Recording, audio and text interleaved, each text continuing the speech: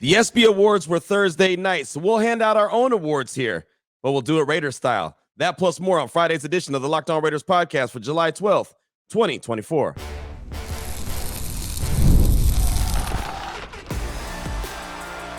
You are Locked On Raiders, your daily Las Vegas Raiders podcast, part of the Locked On Podcast Network, your team every day. And welcome in, Raider Nation, to another edition of the Locked On Raiders podcast. Thank you so much for making the show your first listen of the day. Make sure you subscribe or follow for free on YouTube or wherever you get your podcast to get the latest edition of the show as soon as it becomes available. As always, if you're checking us out on YouTube, you know we appreciate that. Show grows each and every day in a major way. Matter of fact, we're over 14,000 subscribers already, and that's because of the support of you, Raider Nation. Of course, of the efforts of my man Ari does a great job each and every day getting us up on YouTube, making sure we're looking good, we're sounding good, we're supposed to do what we're supposed to be doing, right? So he makes sure of that and does a fantastic job. You can check him out on Twitter at Ari Produces. You can hit me up as well at your boy Q254 and the Locked On Raider podcast voicemail line is 707-654-4693. A lot of feedback from Thursday's show when we're talking about what the Raiders need to do, what their record needs to look like as they head into the bye week, which is week 10, just so they know that they're still in the mix and have the back end of their schedule still remaining. So a lot of that feedback is coming up in segment number 3, calls and texts. A lot of great stuff at 707-654-4693. In segment number 2, we'll hand out ESPY Awards, but we'll do it Raiders style. With the ESPYs that were on Thursday night, I'm a big ESPY guy. I'm a big Stuart Scott guy. Of course, he did his great speech, fantastic speech 10 years ago, and I thought about bringing that speech, that Fight Like Hell speech, to the podcast, but to be 100% honest with you, with all the radio shows that I did on Thursday, I probably heard the speech about 4 times. So I figured that maybe I wouldn't just play it again here on the show. I thought about it, but I didn't. If you get a chance and you don't remember how powerful that speech is, make sure you go back and listen. You can find it on YouTube, the Fight Like Hell speech, while my man Stuart Scott was receiving the Jimmy V Award for Perseverance at the ESPY Awards 10 years ago. It was fantastic. That's actually the award that Don Staley won on Thursday night. So, again, Stuart Scott was my guy. So, I mean, everything he did to me was inspirational, but that speech was incredible. So if you didn't get a chance to check it out, make sure you go do that. But again, we'll hand out some ESPY Awards, but we'll do it Raider style coming up in segment number 2. Here in segment number 1, I usually do news and notes, but really I want to talk about something that somebody that has been in the league, was in the league for a very long time, won multiple Super Bowls, said to me on Thursday on my radio show that really stood out and left an impression on me. So I want to go ahead and bring that to you here in segment number 1. We'll do that after I tell you about the title sponsor, which is Gametime. Download the Gametime app, create an account, use promo code LOCKEDONNFL for $20 off your first purchase. Terms do apply. Before we get into what the Super Bowl champ told me, remember, training camp starts in a couple weeks, right? The 23rd is when the veterans report. The 21st is when the rookies report. And the 24th is actually the first day of practice. So literally 12 days from now, right? We'll be talking about the Raiders in actual practice. So we're almost there. Hang in there, Raider Nation. Only a couple more short weeks before we're actually talking about some football activities. But we've been doing the state of the team, as I did here on the Locked On Raiders podcast earlier this week, where we talk about the strength, we talk about the weakness, and we talk about the biggest improvement. So on Thursday, I was doing the Cleveland Browns, who the Raiders play in week 4. They host them at Allegiant Stadium. So Gerard Cherry, who's a 3-time Super Bowl champ, won those Super Bowls with the Patriots. He's now part of ESPN Radio and also part of ESPN Cleveland. He was on my show, my radio show, Unnecessary Roughness on Raider Nation Radio 920, and the defense was the biggest strength. That's not a big surprise. Then he talked about the weakness. He said, for right now, it's the quarterback position because it's a big unknown. But when we got to the biggest improvement, that's what really stood out to me. When I asked him that, he said the biggest improvement is the fact that the Browns extended both GM Andrew Berry and head coach Kevin Stefanski. And I want to slow that down and just think about that. Their biggest improvement was not a position. It was not the quarterback. It was not some player on defense. It was not this, that, and the other. It was extending their GM and head coach. And that really hit home for me. And you're probably wondering, well, why in the hell did it hit home for you? Well, because when was the last time we talked about the Raiders extending their head coach and extending their GM, right? And the thing about it is it's so important. And what Gerard's point is, Q, you've got to establish that continuity. How do you establish that continuity? Have the same people in place for the long haul. And when you talk about having the same people, you're talking about the front office. You're talking about the head coach. So Andrew Berry and Kevin Stefanski, who got extended earlier this offseason, that was their biggest improvement because it showed that they were going in the right direction. And again, that really hit home. I mean, there's a reason why Mark Davis gave John Gruden that 10-year contract, because he wanted that continuity. He wanted to have the same guy on the sidelines. You can't just keep replacing coach after replacing coach after replacing coach. And we've talked about this before, but when a 3-time Super Bowl champ says it, and he won those rings with the Patriots, and he said, Q, when I was in New Orleans early in my career, we had coach after coach after coach after coach. Guess what? One year we're doing this. The next year we're doing something else. The next year we're doing something else. Another philosophy. You cannot win that way. You might be able to win, catch lightning in a bottle and win one year. You're not going to do it consistently until you get that continuity. You've got to be able to do that. And, man, that really just, like I said, resonated with me to the point where I wanted to make sure I brought it to the podcast and talked about it, how important it is for the Raiders to get this right. How important it is for the Raiders and their head coach to be the right guy, Antonio Pierce. And make no mistake about it, I believe he is. I've been saying I believe he's the right guy since, I don't know, like the third week of him being the interim coach, right? He just feels like a Raiders coach. He feels like the right guy to lead this team far into the future. And I really hope he is. And one of the things I said on my radio show on Thursday was I cannot wait until the day when I'm on the radio saying, hey, breaking news, Antonio Pierce just got a contract extension. Breaking news, GM Tom Telesco just got a extension, a contract extension. We talk about quarterbacks. We talk about, extend Malcolm Kuntz, extend Nate Hobbs, extend this guy, that guy, the other. The most important extensions are the head coach and the GM. You get those guys extended, that lets you know that you're trending in the right direction. And so I really started thinking, like, when is the last time we talked about a head coach getting extended? And I realized it was going back to Jack Del Rio. And the funny thing about that is, the irony in this whole situation, when Jack Del Rio got extended, I thought it was too soon. I didn't think that he had earned the extension yet. I mean, he had 1 year that you saw that was very successful. And we all know how it ended with the Derek Carr broken ankle in 2016 and the first round loss to the Houston Texans. And we felt really good about what the Raiders were going to look like in 2017 coming back because you had a healthy Carr. You had added Marshawn Lynch. They were going to get their swagger back and they're going to get good to go. Well, we all know that didn't shake out the right way. And then Jack Del Rio was gone following that 2017 season. Right? I mean, he literally went to the podium, and I say he fired himself. He didn't fire himself, but he announced that he wasn't returning. Every time I say he fires himself, someone calls me or texts me. It's like, no, he didn't fire himself. No, I get it. He didn't fire himself, but he went into the podium and announced. I'll tell you this. The reason I say it like that, because if someone meets me, halfway on my way to the podium and I'm supposed to make some kind of announcement, and they say, hey, by the way, Q, you're not coming back next year. Guess what, Jack? My job's over right then. I don't need to go to the podium and tell you what happened post-game. You know why? Because it doesn't matter. I'm out. I might as well go start packing my stuff, right? And I know they were on the road and they had to make the short trip back to Oakland, but go on and go out there yourself then. Go on and send the defensive coordinator, someone else out there. You ain't going to send me. You just fired me. I'm good. So anyway, that was the last time that you heard of a head coach for the Raiders getting extended was Jack Del Rio. And I say it all the time. I've been in Vegas since 2021. The Raiders have had 4 head coaches. It's only 2024. They've had 4 head coaches. So that constant turnover is not going to work, right? When I got here, it was Gruden and Mayock, right? Now they're gone. Then it was Bisaccia after Gruden had to, remove himself from the head coaching position. It was Bisaccia and Mayock. Okay, now then they were both gone, right? And then all of a sudden McDaniels and Ziegler come in and they're gone. Then Antonio Pierce is the interim coach. And then he's there with the interim GM, Champ Kelly. And then Antonio Pierce gets, okay, you're the full-time coach. And then all of a sudden, now Tom Telesco is the GM. So that's the dynamic right now. I hope that dynamic really works because, again, the way that you could sustain success, I believe this team will be successful this year. I've said it 1,000 times. And it's funny, I talk about how I say it all the time, how much I think this team is going to shock people and win a lot of games, and someone's going to say, where the hell did they come from?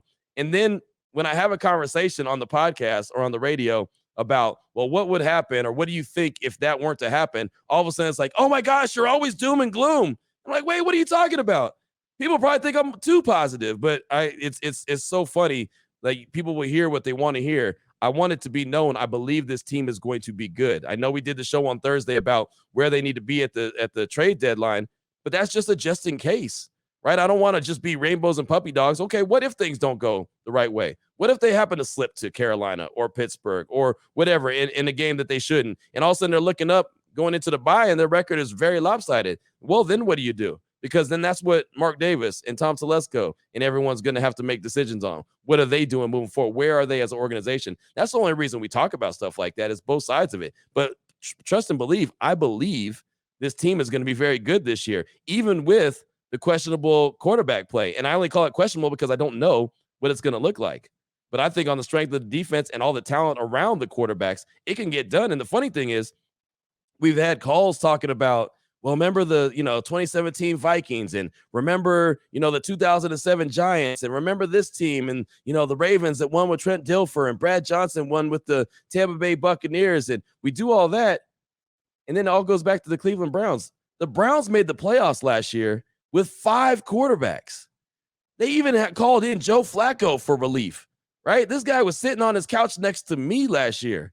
And they called him and said, hey, man, we need a quarterback. Are you ready? Yeah, I got a couple throws left in me. And they made the playoffs. So we really didn't even have to go back very far. All we had to do was go back to last year. But when I talked to Gerard Cherry, the 3-time Super Bowl champ, on my radio show on Thursday, all that just popped in my head. Is like, yeah, that's true. 5 quarterbacks helped that team get to the playoffs. Now, they lost in the first round to the Texans, but they were in the dance. That's why they feel good about their chances this year, especially if Deshaun Watson ends up being the guy that they expected him to be when they made that trade for him. So it's so important. I'm so glad that he said that. I thought that was such a powerful statement. The biggest improvement for the Cleveland Browns from Gerard Cherry, who does sideline reporting for the Browns, who also works for ESPN Cleveland, who works for ESPN Radio. And oh, by the way, not to shake a stick at, is a 3-time Super Bowl champ. Actually had a cup of coffee with the Raiders as well. Early in his career. He's a guy that went to Cal Berkeley as well, so he knows the Raiders organization very well.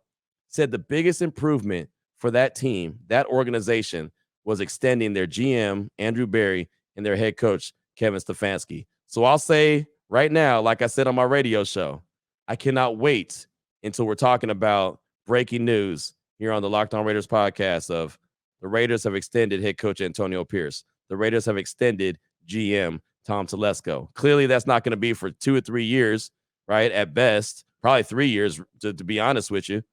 And I'm okay with that, right? I'm not saying go and try to fast track everything and get it done quick, fast, in a hurry. But man, I will look forward to that show. I'm going to write this date down right now, July 12th, 2024. So when that day comes, when that contract extension for the head coach and the GM is announced, I can say, remember, we had this conversation back on July 12th, 2024.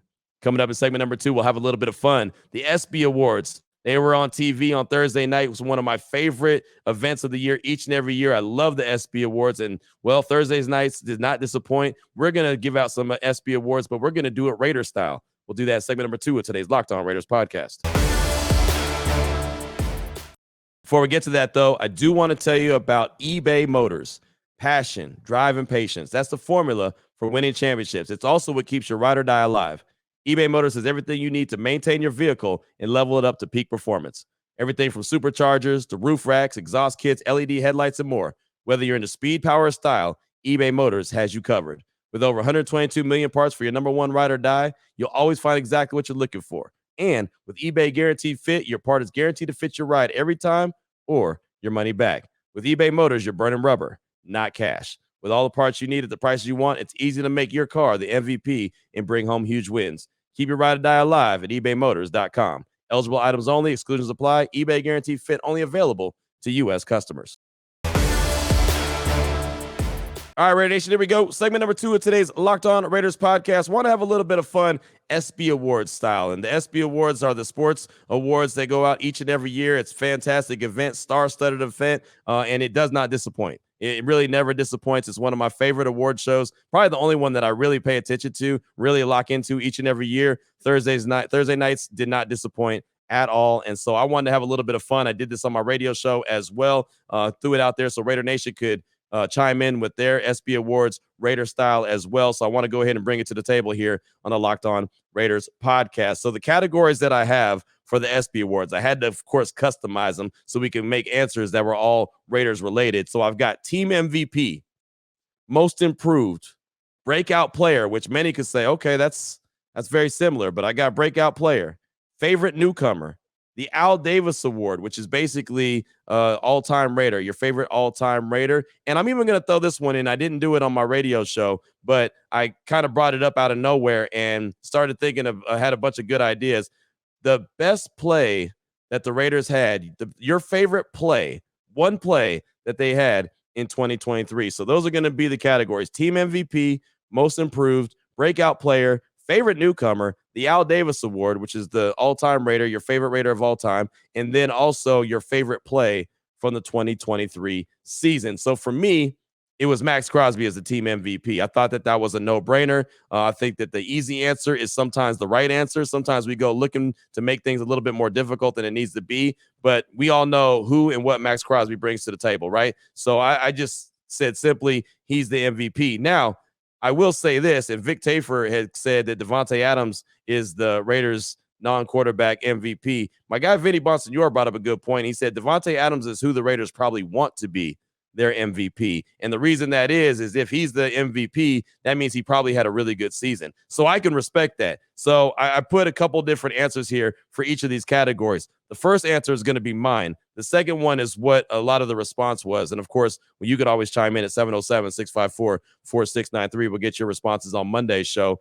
about your answers to these ESPYs Raiders style. So again, team MVP for me was Max Crosby, but I did see a lot of folks say Davante Adams, including my guy Vinny Bonsignore and Vic Tafur from The Athletic as well. So again, those are pretty self-explanatory. I don't need to go into great detail about those guys. Most Improved for me, I said Trey Tucker. I think that with the work that he's been doing in the offseason, working on his hands, working on his footwork, knowing that he has that speed and how much he can help open up the Raiders offense if he's right, that's where I look at for the Most Improved. I just think that he's going to be that guy that'll be a difference maker on the offense. We talk about Devontae Jacoby, Brock Bowers, Michael Mayer, Zamir White from the running back room. Think that Trey Tucker could bring such an element to the team that we all know when the Raiders have speed on their side, especially at the wide receiver position, good things happen. So I put Most Improved Trey Tucker from based off of everything that I've heard and seen so far this offseason. But others said Tyree Wilson, Most Improved, because he's coming in healthy. He's bulked up. He has a more dedication to his craft. He's got it under Max Crosby's wing, and he's starting to learn. So I can co-sign with that. Tyree Wilson sounds like a good one. How about Aiden O'Connell? That was a couple selections. People made that selection as well. Aiden O'Connell is going to be Most Improved, and he's going to earn the starting quarterback. So I think that all three of those are valid. Most Improved, Trey Tucker, Tyree Wilson, or Aiden O'Connell. I went with Trey Tucker. Breakout Player, and I based this Breakout Player off of what I saw at the second half of last season, post November 1st, and that was Malcolm Kuntz. He broke out those last final games of the season, ended up with 8 sacks and 3 forced fumbles. I think he's going to build on that. So I think he's really going to break out. That's been my guy. I've been talking about him for quite a bit. I'm trying to get him a contract extension already. Been lobbying for that, but that was my guy. But others said Breakout Player Tyree Wilson, right? Because, well, now he's got Malcolm Kuntz, who's broken out, Max Crosby, the addition of Christian Wilkins. Now Tyree Wilson's going to have an opportunity to eat from multiple positions on that defensive line. So, okay, that's a good one too. And then not a lot of people mention this one, but how about Zamir White as a breakout player? The Raiders need a really solid run game, right? I know Alexander Mattison is going to spell him. He's going to be that Robin to his Batman. But if Zamir White could be a true Batman and really do break out and build off those last 4 games of the season that he had last season, that's only going to help the Raiders offense. They need a strong run game, a healthy dose of the run game to be able to be successful in 2024. So I thought that was a very valid one as well. So breakout player, you can roll with my answer, Malcolm Kuntz. You can roll with Tyree Wilson or Zamir White, or you could obviously enter your own one. But those are, I think, 3 really good selections. Favorite newcomer. Again, I built off of what I saw last year, and I went with Jack Jones. He wasn't there for the whole season. He was there for a short sample size. He had 2 interceptions, 2 pick sixes, brought a different swagger and edge and personality, and just gave a little bit of what the Raiders defense in that secondary really needed. Right? They just needed something. Like I said, a guy with something in his neck. He's a guy with something in his neck. I'm okay with that. I know some people he might rub the wrong way, but you got to have choir boys and car thieves, and Jack Jones is definitely a car thief, right, on the football field. Don't want anyone to think, oh, man, you just said Jack Jones is stealing cars. No, that's the saying. Car thieves, right? He's just got a little edge to him. I like that. But a lot of others said Christian Wilkins is their favorite newcomer. He was the big addition that the Raiders signed in free agency, gave that $100 million deal, and he's going to help everyone along that defensive line get better. So I could definitely see Christian Wilkins, and I almost actually selected him, but there's a special place in my heart for Jack Jones just because of what he was able to do at the end of last season, just a small sample size. So that's why I went with Jack Jones. But Christian Wilkins was a very good selection. Others said Brock Bowers, right? And JPJ. Matter of fact, it's funny. Two of the draft picks, Brock Bowers or JPJ, were guys that were mentioned multiple times as well on my radio show. So I think that those are all really good selections. Jack Jones, Christian Wilkins, Brock Bowers, or JPJ, Jackson Powers Johnson, as favorite newcomer to the Raiders. And then the Al Davis Award, basically the all-time Raider Award, favorite player, went for Charles Woodson for me. Now, anyone who's listened to me for a long time knows that C. Wood is my guy. Charles Woodson is my dude. So that's going to be my selection all day, every day. And really, it depends on when you started watching Raider football. Maybe what's your favorite position, which defensive back is my favorite position. And Charles Woodson was my guy. So I don't think it's a bad thing to select a Hall of Famer, a guy with a gold jacket. Others said Tim Brown. Great selection. Guy with a gold jacket. Others said Jim Otto, Mr. Raider. Rest in peace. Guy with the gold jacket. Marcus Allen. Guy with the gold jacket. Great Raider. Running back, right? Fantastic. So all those are very valid. And then I had one answer, just one, and that's why I'm bringing it to the table because I thought it was pretty good. Antonio Pierce. They gave Antonio Pierce the award because they felt like he's bringing back the Al Davis style, the Al Davis, swagger, the Al Davis attitude, the Raider way back to the team. And I thought, man, he hasn't been around that long, but I understand where you're going with that. So hopefully, maybe talking about that contract extension in segment number one, maybe when Antonio Pierce gets that contract extension, if he gets that contract extension, if he's able to, win enough games to be around and earn that contract extension, maybe at that time we can give him the Al Davis Award and say, yeah, he truly has brought back the Raider way. And then the last selection as far as favorite play from 2024, and it's funny, this just really popped up while I was talking on my radio show. And the first one I thought about was the Jack Jones interception against the Chargers, where he looked like the Jumpman symbol, where he looked like he jumped out the gym and overplayed it and reached back and intercepted the ball, took it to the house against the Chargers in that record-breaking scoring night, that Thursday Night Football, where they put up 63 points. That would have been a play for sure. I'm trying to remember what the other ones. There was a couple other plays that I mentioned. Now I don't remember what the plays were. One person mentioned Zamir White running out the clock on Christmas when he had that big burst down the sideline in Kansas City, and then they were able to go into victory formation. Oh, that was one. Jack Jones intercepting a ball in that game, right? And then blank talking Patrick Mahomes on the way to the end zone. That was another one. Also, John Jenkins on that Thursday night against the Chargers, where he recovered that fumble and took it all the way to the house. That was another one. That was a rumbling, bumbling, fumbling, big man rumbling, right? That was a good one. So those are a couple of the plays that stood out to Raider Nation. I'm trying to remember if there was any more that really stood out. I don't think that there was. It's hard to tell. I can't remember. At one point I was thinking, all right, here we go. I'm starting to come up with a bunch of them. And then all of a sudden I went blank. So there's that. So I apologize. But those were that right there. Those were the ESPY Awards that we gave out. We'd love to hear from you. This is kind of fun. Got a couple weeks before training camp comes out. So, I think it'd be a lot of fun just to have, these responses and kind of thinking about where you would give out these awards for team MVP, most improved, breakout player, favorite newcomer, the Al Davis Award, and what was your favorite play from 2023? Your calls and texts are coming up next at 707-654-4693. It's the Locked On Raiders podcast.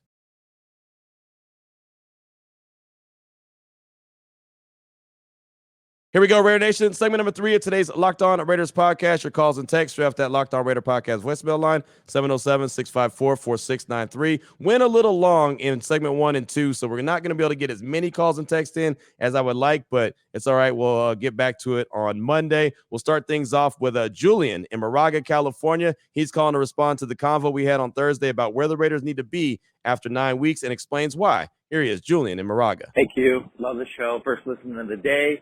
Julian Alvarez giving you a call out of Moraga, California. And I love the question of where do the Raiders need to be after 9 weeks hitting the bye.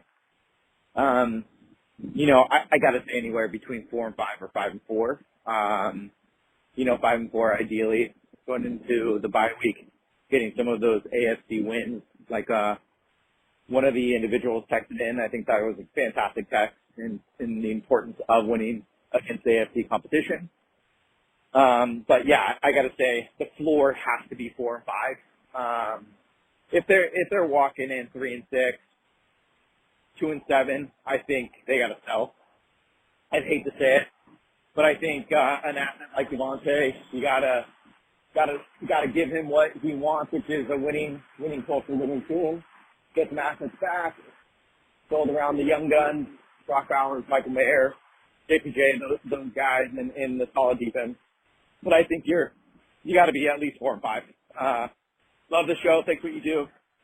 Let's go Raiders. Julian, thanks for the call. Appreciate you, my man. Got a shout out to Moraga. I'm not mad at that at all. Went to basketball camp there in Moraga at St. Mary's back in the day when I was a little Q. So shout out to Moraga. Always got a special spot in my heart. But I do appreciate the call. And I like the floor being 4.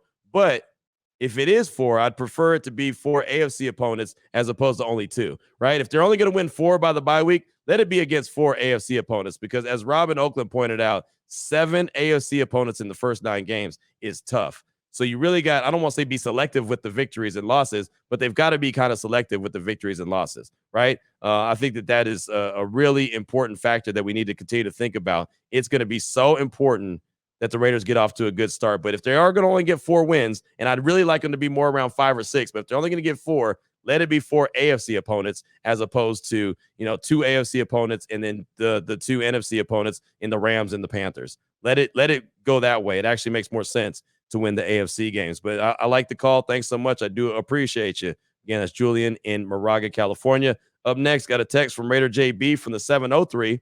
Said, Q, Raider JB from the 703 here. Been a fan of the team since 77 Super Bowl when they beat Fran Tarkenton's Minnesota Vikings in Pasadena. A name I have not heard you mention in my years of listening to you is linebacker Luke Masterson out of Wake Forest. Although he has had limited playing time, he'll be entering his 3rd season. It appears as though when he's on the field, he's a difference maker. However, the Raiders linebacking core appears to have serious depth. Spillane, Diablo, and now Eichenberg. What can we expect from him this season? Raiders. That's Raider JB from the 703. And thanks for the text. And yeah, I like Masterson. I've talked about him, I don't want to say quite a bit. I mean, it's not like he's someone I bring up every show, but we've talked about Masterson. I've talked about him. I like him. And I think that because he is going into year 3, that is going to matter, right? They have a little bit of depth at that linebacker position with the addition of Eichenberg. They've got Spillane, they've got Diablo, but I think Masterson is ready to make a play, right? Make a move, right? Be a bigger contributor on this team. And they do like Luke a lot. That's what I do know. Hearing from their linebacker coach, Mike Caldwell, and hearing from Antonio Pierce, they like Luke Masterson a lot. So I would not be surprised to see him get a lot more playing time in 2024 than he has his first couple years. And again, remember, this was an undrafted free agent out of Wake Forest, as you mentioned. He's definitely going to have a role on this team. I like Eichenberg a lot as well, but I think that, his time will come. And as a 5th round pick, he has time. He's got the contract that they can kind of work his way in on special teams at first and then get on the field as a linebacker. But yeah, I think, when they say who's up next, I'm with you. I think Luke Masterson is definitely up next. Thanks for the text. I do appreciate you. Up next, got a call from Anaheim. Kind of sounds like he said Mad Dash, but I'm sure that's not correct. He's calling to respond to the convo about where the Raiders need to be at the bye week, which is week 10, and also talk some Devontae Adams. Here it is, a call from Anaheim. What up, Q? What up, Raider Nation? This is Mad Dash from Anaheim. Hey, man, I just listened to Thursday's show. Great show as always. As far as where we should be by the bye week, I just looked at the schedule. I think we'll have at least 5 wins. I could possibly see 6, depending on how that Cleveland game goes. And I honestly think because it's at home, I think we'll be okay. I think the home field advantage is going to be a real thing this year. I think that whole first couple years in Vegas is finally wearing off as far as having a lot of the away fans in there. I think there's enough excitement around this season and around this roster that they've built and around, Coach notably, to where a lot of the Raiders fans are really going to show up and show out. So I really think that we could be at 6 wins heading into the bye week. As far as Devontae getting traded, I just don't see that. I've been having that debate with people just on and off this whole off season. The guy's happy, like you say. He's happy to be on the West Coast. He's happy where he's at. Always wanted to be a Raider. So, yeah, I mean, as far as them to be in contention, I think they'll get five of those first ones, maybe 6. But yeah, we'll see, man. I think that defense is just good enough to where it's that you know, the quarterback spot's really not gonna hold us back too much. You know, like you touched on that Thursday show from the calls and talking about those elite defenses with the mediocre offenses. I think that's definitely, you know, the kind of position that we're in, except for, you know, our weapons on offense are honestly elite. I think Aiden could take a step, you know, with everything I've heard this offseason. It seems like he's been, you know, doing all the right stuff. Everybody loves the guy. I think he could be, you know, in line for a huge year. I think it's kind of a done deal at this point that he's going to beat out Minshew for that starting spot. I love having Minshew on the roster still, just in case, you know, things go south. But yeah, I think AOC takes the job. I think the offense will be just fine, man. You know, if you have Devontae Adams, Jacoby Myers, you got Mike Mayer, you got Brock Bowers, it doesn't take, you know, Patrick Mahomes to make that offense go. And I don't think that, you know, Aiden O'Connell is a scrub. I've heard, you know, from some sources, I mean, it doesn't really amount to much, but, you know, there were people that were saying that if AOC was in this draft class, he would have been a higher draft pick, you know. He would have been a second, third round guy possibly. So I think we got our guy. I think the offense will be fine, and I think we'll be sitting at 6 wins come the bye week. Thanks so much for the call. Appreciate you. Sorry I couldn't make out your name. I do apologize. It sounded like Mad Dash.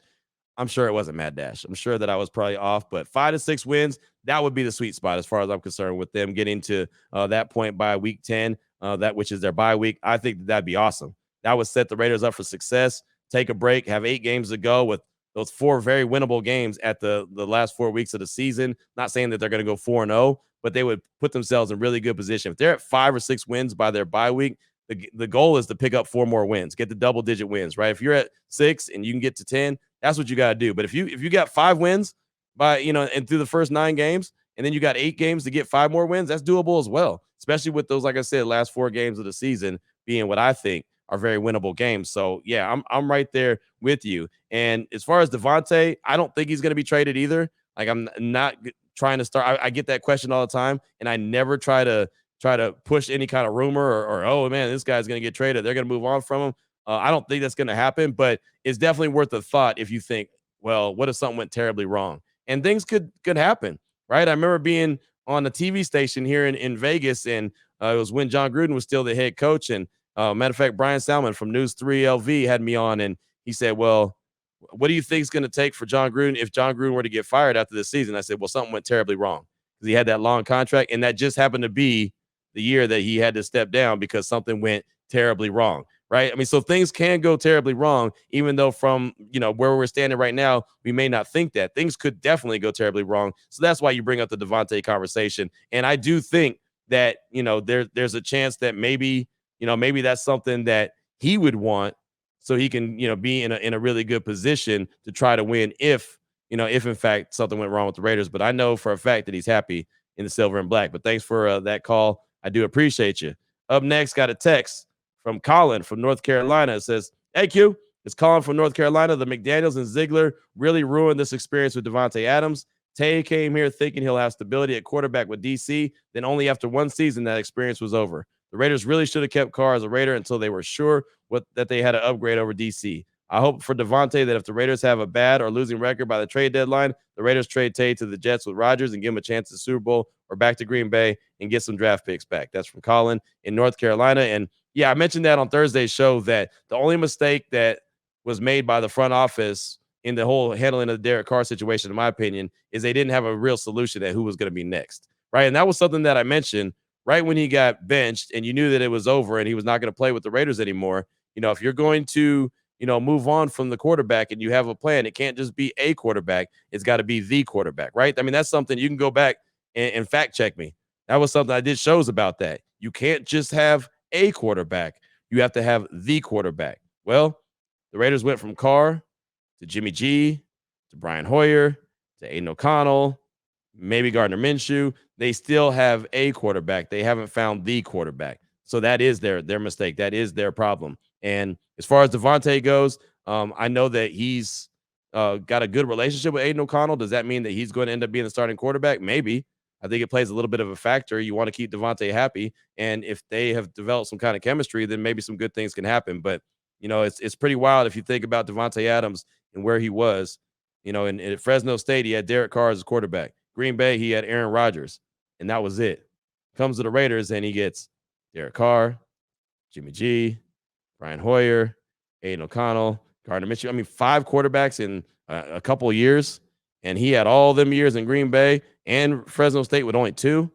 That's wild. It really, and part of the reason why he wanted to get out of Green Bay is because he didn't know what was going on with Jordan Love. And clearly, Jordan Love ended up being a really good quarterback. But thanks for that text. I do appreciate you. And that's all I got time for on today's show. Got a call from Army Raider, a text from Dirty from the 330, Raider Big C in LA, George in the STL, St. Louis. Got all those coming up. We'll get to them on Monday's show. Hopefully you hit us with some feedback on your ESPY Awards, who you'd give those ESPYs out to. Raider style, hit me up at 707-654-4693. Team MVP, most improved, breakout player, favorite newcomer, Al Davis Award, and your favorite play from 2023. Again, thanks so much for making Locked On Raiders your first listen every day. If you want to get caught up on the other teams that are on the Raiders schedule, if you want to do a little, state of the team as well, you can tune into all of the other shows we have on the Locked On Podcast Network, as all 32 teams are represented. Matter of fact, there's over 200 total shows across the network, different sports, college football, basketball, Major League Baseball, hockey, draft shows,